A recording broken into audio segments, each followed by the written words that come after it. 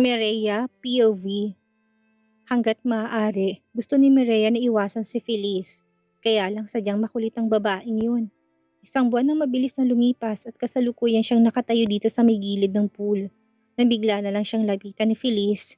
May nakaguhit na ngiti sa labi nito pero makikita naman sa mga mata nito ang galit. Sa wakas, lumabas din ng kwartong Disney Princess. Puno ng pang-uuyam sa boses na wika nito sa kanya. Walang emosyon niya itong tinitigan. Oo, isang buwan din silang magkasama nitong si Feliz sa isang bahay pero never na silang nagkabanggaan. Paano ba naman kasi nasa paligid lang palagi si Rovan. At isa pa, iniiwasan niya din ito. Ano kailangan mo? Seryosong tanong niya dito. Wala lang, gusto ko lang na may makausap ngayong araw. Medyo naboboard na kasi ako sa kwarto namin ni Rovan eh. Nakangiti nitong sagot sa kanya. Hindi niya naman mapigilan ng mapa-ismid. Oo, simula noong nanganak siya, never na silang nagtabi ni Rovan ng kama. Dinig niyang itong si Feliz ng kasama nito palagi sa kabilang silid. Hindi din siya sure kung totoo ba yon dahil simula na makapanganak siya, bihira na lang din naman siyang lumabas ng kwarto. Bigla siyang nagkaroon ng sarili niyang mundo at lalo siyang nawalan ng gana sa mga bagay-bagay. Oh, by the way, condolence nga pala sa pagkawala ng anak mo. Ang malas mo naman. Unang anak tapos patay ka agad. Nakangisi nitong muling bigkas. Matalim ang mga matang tinitigan niya ito bago niya ito sinagot. Kung wala ka ng kailangan, pwede bang iwan mo na ako? Ayaw katang makausap. Seryosong sagot niya na malakas naman itong ikinatawa. What? Pinapaalis mo ko? No, hindi pwede. Walang rules and regulations ang bahay na ito na bawal akong pumunta dito sa gilid ng pool. Kung ayaw mo ko makausap, ikaw ang umalis.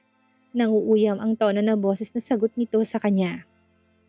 Hindi naman niya mapigilan ang maikuyom ang kanyang kamao. Wala siya sa mood na nakipag-usap kahit kanino at wala din siyang balak na makipaglokohan dito kay Feliz. Oh, by the way, niyaya ko si Rova na magyate. Namiss ko na kasi ang ganong hangout eh, at alam kong pagbibigyan niya ako.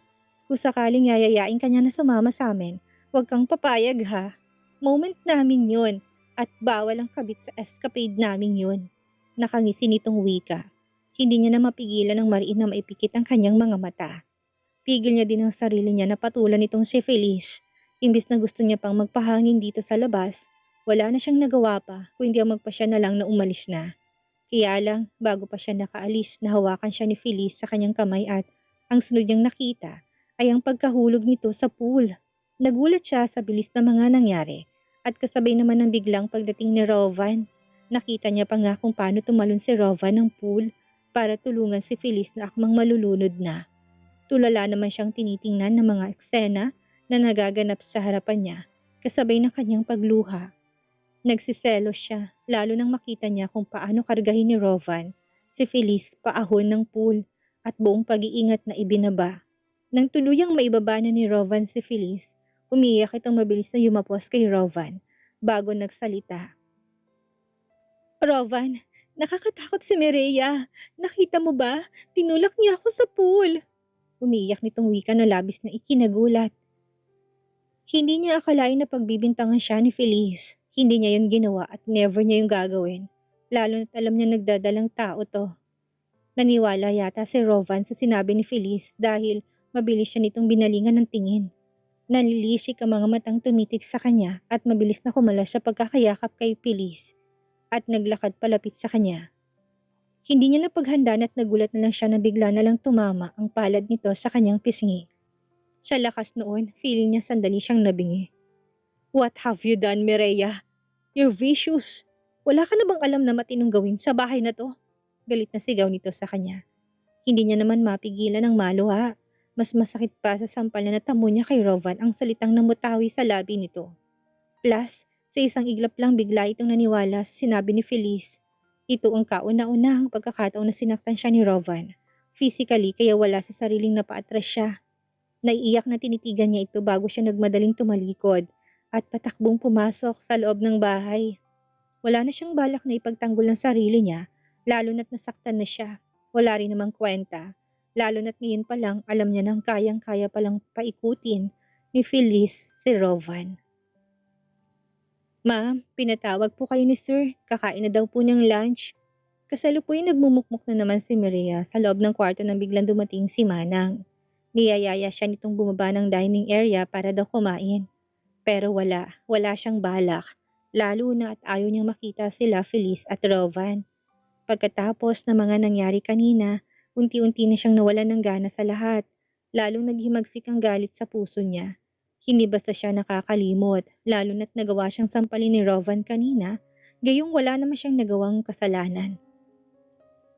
Hindi po ako bababa, Manang. Pakisabi din po sa sir niyo na wala akong balak na kumain. Busog po ako. Malamig ang boses na sagot niya dito. Napansin niyang saglit na natigilan si Manang. Akmang magsasalita pa sana ito, pero mabilis na siyang nahiga ng kama at nagtalukbong ng kumot. Pakisara na lang ng pintuan pagkalabas ninyo, Manang. Kung pwede, ilak niyo po, gawin niyo. Muli niyang bigkas. Ma'am, baba na po muna kayo kahit na saglit lang. Gusto niyo po bang magalit na naman sa inyo si sir? Narinig niyang muli nitong wika. Malungkot siyang napangiti kasabay ng pagpatak ng luha sa kanyang mga mata. Hindi na siya dapat pang matakot na magalit sa kanya si Rovan dahil lahat ng mga ginawa nito sa kanya ngayon ay isa ng malaking parusa. Wala na siyang dapat pang katakutan lalo na't feeling niya nabubuhay na siya sa kadiliman. Hindi na siguro siya makakatakas ng buhay sa bahay na ito or baka nga tanging kamatayan na lang ang paraan para makaalis siya sa galamay ni Rovan. Baliw ang lalaking yun at hindi niya man lang nahalata yun noon. Basta ba lang siyang nagtiwala dito. Akala niya talaga isa itong sweet na tao. Pero may pagkademonyo din pala. Palagi nitong pinagsisigawan na mahal siya nito pero kabaliktaran naman sa gawa. Naramdaman yata ni Manang na wala na siyang balak na kausapin ito kaya naramdaman niya na lang ang mga hakbang nito palabas ng kanyang silid. Impit siyang napaiyak. Sa mahigit isang buwan, pagkatapos niyang manganak, wala siyang ibang kaulayaw kundi ang kanyang luha. Pagod na siyang umiyak pero ito lang din ang nag-iisa niyang paraan para kahit papano maibsan man lang ng kahit na konti ang sakit ng kalooban na nararamdaman niya ngayon. Nasa ganun siyang kalagayan nang maramdaman niya na muling pagbukas ng pintuan ng kanyang silid. Hindi niya na sana papansinin yun pero nang biglang matanggal ang kumot sa kanyang katawan, wala sa sariling mabilis siyang napabangon. Rovan? Gimbal niyang bigkas.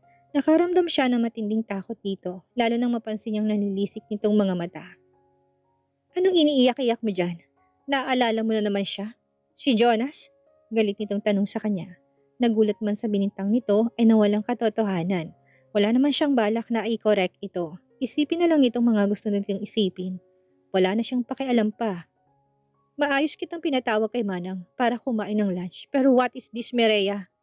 Madadat na lang pala kita dito sa loob ng silid na nagdadrama. Why? Ano pang kulang? Lahat ng gusto kong ibigay sa'yo, pero bakit mo ako pinipilit na magalit sa'yo? Seryoso nitong wika pero lalo siyang naluha. Dahil may sakit ka na sa utak, Rovan. Kung ano-ano na lang ang lumalabas sa bibig mo. Kung sino-sino na lang ang pinagbibintangan mo. Ano pa bang gusto mo, ha? Patay ng anak natin. May Phyllis ka na. Ano pa bang kailangan mo sa akin at bakit mo pa ako patuloy na ikinukulong sa bahay na ito? Galit niya ding sigaw pabalik dito. Wala na siyang pakialam pa kung makakatikim man siya ulit ng sampal dito or worst. Wala na siyang pakialam pa kung sasaktan man siya nito. Pagod na siya. Pagod na siya sa ganito katoksikan sa kabaligiran. Gusto niya nang makalaya. Gusto niya nang makaalis at makabalik sa dati niyang buhay. Yeah, maybe. Maybe totoo nang sinabi mo sa akin na may sakit na ako sa utak. But you know why? Alam mo ba kung bakit ako nagkakaganito? Just because of you. You always give me a reason na magalit. Alam mo bang sa tuwing nakikita ko na may luha sa mga mata mo, mas lalo akong nababaliw. Palagi kong iniisip na hindi akong gusto mong makasama, kundi ang lintik na Jonas na yon. Galit nitong sigot sa kanya. Hindi naman siya nakaimik at mas lalo pa siyang napahagulhol ng iyak. 3 taon kayong may relasyon. 3 taon ako nagtiis at nang maging akin ka. Lintik, bakit hindi mo masabi sa mismong bibig mo sa tuwing nag-I love you ako sa'yo? Hindi mo man lang din masagot na mahal mo din ako. Simple lang naman ang hiling ko sa'yo, Mireya. Ang maging akin ka. Hindi lang ang katawan mo, kundi pati na rin ang puso mo. Muli nitong bigkas. Hindi niya naman mapigilan ang mapailing. Hindi niya akalain na may ganitong sentimiento pala sa kanya ang baliw na Rovan na 'to. Paano niya masasabi na mahal niya din ito gayong kay dami ng mga hindi kanais-nais na nangyari? Imbis na suyuin siya nito, idinadaan siya nito sa parsahan. But it's okay. As long as nasa tabi kita, palagit ayos na sa akin yun. Magiging kontento na ako. As long as hanggang ngayon, pinagtataguan pa rin ako ni Jonas. Alam ko mananatili ka sa tabi ko hanggang wakas. Nakangisi nitong sagot at impit siyang napatili nang walang sabi-sabing bigla na lang siya nitong itinulak sa kama. 1 month ka nang nakapanganak at pwede na siguro nating sundan ang panganay natin, hindi ba? Para naman may makalaro na siya. Nakangisi nitong muling bigkas na labis niyang ikinagulat. Mireya POV. Anong ibig mo sabihin, Rovan? Nasaan ang anak ko? Umiyak niyang tanong dito.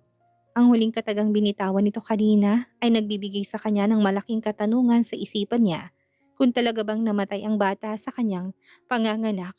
Imposible kasi talaga lalo na't alam niyang healthy ang anak niya nang isilang niya. Ang anak natin? Hindi mo siya makikita hanggat hindi ko mararamdaman na mahal mo rin ako, Mireya. Hindi mo siya mahahawakan hanggat hindi ko nararamdaman na ako lang ang lalaking gusto mong makasama habang buhay. Nakangisi nitong sagot sa kanya. Kung ganun, niloloko mo lang ako? Buhay siya. Buhay ang anak ko, hindi ba? Seryosong tanong niya at isang makahulugang ngiti ang gumuhit sa labi nito. Wala sa sariling napayakap siya sa sarili niya, lalo nang mapansin niyang matinding pagnanasa na nakaguhit sa mga mata ni Rovan habang nakatitig sa kanya. Stop talking nonsense. Now take off your clothes. Malulungkot ang anak natin kung wala siyang makakalaro, honey. Lahi pa rin nating dalawang the best. Nakangiti nitong sagot sa kanya kaya nahintakutan siyang napausog. Ayaw niya. Natatakot na talaga siya dito kay Rovan. No, hindi. May feelings ka na, hindi ba? Pero bakit sa akin ka pa rin pumupunta? Iwan mo na ako, Rovan. Ayoko. Naiyak niyang sambit. Muli niyang nakita ang matinding galit sa mga mata nito na sabihin niya yon. Muli siyang napasigaw nang basta na lang siya nitong hawakan sa paa at tinila palapit dito. I told you to take off your clothes, Mireya. We are couple. At kung ano man ang gagawin nating dalawa ngayon, normal lang yan sa mag-asawa. Galit na sigaw nito sa kanya. Sa isang iglap, ang pagnanasang nakikita niya sa mga mata nito ay napalitan na naman ng galit. No, no, Rovan, maawa ka. Huwag mo naman sana akong bigyan ng dahilan para mas lalo kang kamuhian. Nakikiusap niyang wika dito. Napansin niyang saglitong natigilan. Dahan-dahan na binitawan itong paa na hawak niya at napaatras. Kamuhian? Well, ganun na ba talaga kasama ang tingin mo sa akin, Han? Bakit ba lahat na lang ng gusto kong gawin ay ayaw mo? Alam bang namimiss na kita? Ang dating ikaw? Seryoso nitong sagot sa kanya. Hindi naman siya nakaimik. Patuloy lang siya sa kanyang pag-iyak habang nakatitig ito sa kanya. Mahal kita Gustuhin ko mang pakawalan ka, pero hindi ko talaga kaya. Siguro nga nababaliw na ako. Nababaliw na ako sa matinding pagmamahal sa'yo. Seryosong wika nito. Hindi pa rin niya ito iniimik. Napansin niya na muli itong naglakad palapit sa kanya kaya natatakot siya na muling napayakap sa kanyang sarili. Okay, fine. Dahil mahal kita, hindi ko ipipilit ang gusto kong mangyari ngayong araw. Wait here. Ipapadala ko na lang siya makakasambahay ang lunch food mo. Seryoso nitong bigkas at laglagang balikat na naglakad na ito patungo sa pintuan ng kwarto. Rovan, kung talagang mahal mo ko, sagutin mo tanong ko. Totoo ba na wala ng anak natin? Seryoso niyang tanong. Napansin niyang huminto ito sa paghakbang at seryoso siyang nilingon. Kapag ba sasabihin ko sa'yo na buhay pa siya, aasa ka lang? Lalo na't wala akong balak na ipakita siya sa'yo sa ngayon. Seryosong sagot nito sa kanya at mabilis na itong lumabas ng kwarto. Lalo naman siyang napahagulhol ng iyak nang maiwan siya. Isang kasinungalingan na naman ang tinanim ni Rovan sa isipan niya. Ano ba? Bakit ba ganun ang lalaking yun? Bakit gumagawa ng mga hakbang na masasaktan siya ng sobra? Bakit? Nangyari ngang sinabi ni Rovan na padadalan siya nito ng mga pagkain pero hindi niya din kinain lahat ng iyon. Kinahapunan, nalaman niya kinamanang na lumabas daw sila Rovan at Feliz kaya kinuha niyang tsansa yon para makalabas ng kwarto. Nahihilo siya dahil sa matinding gutom pero wala siyang ganang kumain. Diretso siya sa may swimming pool at tumalon. Wala siyang balak na magpakamatay pero asa siya na lulunurin ng malamig na tubig ng swimming pool. Ang sakit ng damdamin na nararamdaman niya. Hindi niya alam kung kailan siya makakatagal lalo na't feeling niya. Unti-unti siyang pinapatay ni Rovan. Kung hindi lang niya naisip na hawak ni Rovan ang mga magulang at ang kapatid niya, baka matagal niya nang tinapos ang paghihirap niya. Sawang-sawa na kasi siya sa ganitong klaseng senaryo ng buhay niya. Gusto niya nang makalaya. Feeling niya ngayon para siyang isang ibon na nasa loob ng hawla. Gusto niya mang lumipad pero hindi pwede. Hindi talaga pwede. Mireya, POV. Naku ma'am, umahon na po kayo dyan. Baka magkasakit po kayo at kami pong malalagot ito kay sir. Kagad na wika ni Manang nang mapansin nitong nandito pa rin siya sa tubig. Halos isang oras na siyang nakababad at wala naman siyang ginawa kundi ang magsteady lang sa isang lugar at tumitig sa kawalan. Literal na pagbababad lang sa tubig ang pakay niya. Gabi na at tanging liwanag na lang na nagmumula sa poste ng ilaw ang nagiging liwanag ng buong kapaligiran. Wala sa sariling napatitik siya kay Manang kasama ng 4 pang kasambahay na halata sa mga mukha nito ang matinding pag-aalala. Kanina pa siya nito mga binabantayan pero wala siyang balak na pansinin. Inaasahan niya na sa tulong ng malamig na tubig ng swimming pool ay makakaramdam siya ng pamamanhid ng kanyang damdamin.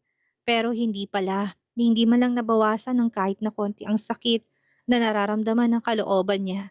Tinitigan niya na muna sila Manang bago niya inilubog ang kanyang ulo sa tubig ng swimming pool. Gusto niya sanang subukan na wag huminga ng kahit na 2 minuto lang, kaya lang hindi pa man siya nakakaisang minuto. Naramdaman niya ng paghawak ng kung sino sa bewang niya. Pilit siya nitong itinataas pero malakas din siyang pumalag. Lintik na yan, sino bang asungot na to? Pero dahil mas malakas ang kung sino man sa pangahas na biglang gumambala sa kanya, tagumpay siya nitong naiangat kasabay noon ay yung galit na boses na umalingaw-ngaw sa buong paligid. Gusto mo bang mamatay ha, Mireya? Galit nitong sigaw.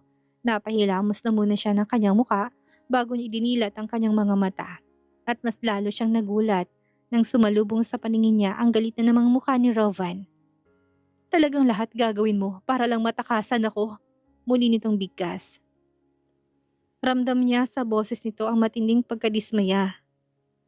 Kaya malakas niya itong itinulak. Kaya lang nakayapos siyang dalawa nitong kamay sa kanyang bewang kaya hindi mo lang ito natinag. Bitawan mo ko, Rovan. Ano man ang gusto kong gawin sa buhay ko, wala ka na doon. Galit niya ding sagot. Malakas naman tong tumawa. No, hindi pwede yan. Nakalimutan mo na bang sinabi ko? Ayaw kong mawala ka sa akin. Dapat nasa tabi lang kita palagi hanggang wakas. Nakangisi nitong sagot at buong pwersa na siya nitong inihaon sa pool. Wala na siyang nagawa pa kundi magpatianod na lang. Kaya nga niya inilubog ang ulo niya sa pool kanina dahil may balak na siyang umahon eh. Wala naman siyang napala sa pagbababad sa tubig kung hindi lamig lang. Mireya, bakit ba palagi mo nalang ginagalit si Rovan? Okay na sana eh. Kahit papaano ayaw niya na sanang mag-react sa pahawak-hawak ng Rovan na to sa kanya. Pero may isa pang asungot na dumating. Si Feliz. Rovan, dapat hinayaan mo na lang yung si Mireya na lunurin ang sarili sa tubig eh. Hindi mo na dapat pang tinulungan. Tingnan mo tuloy, nabasa ka din. Muling bigkas ni Feliz.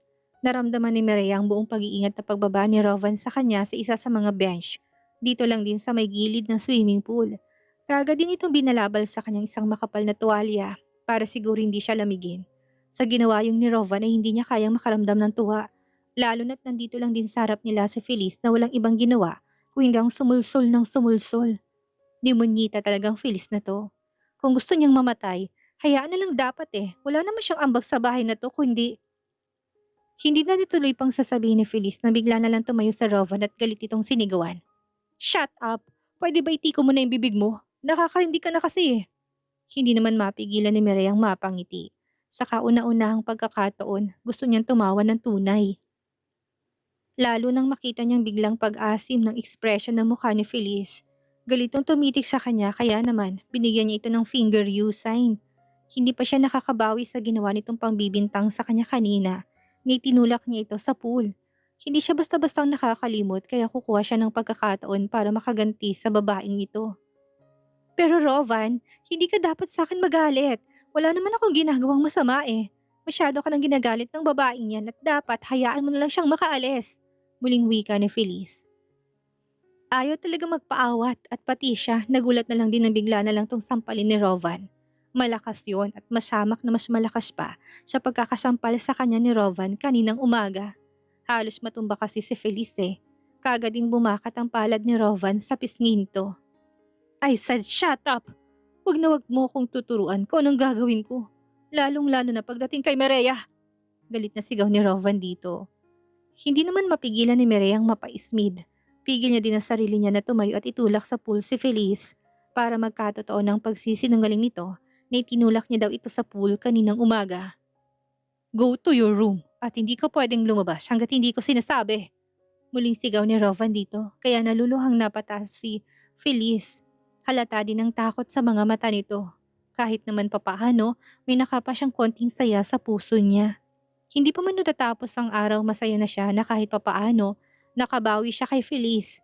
Hindi lang siyang nakatikim ng sampal mula kay Rovan, kung hindi pati rin ito. Kaya quits na. And you, to your room.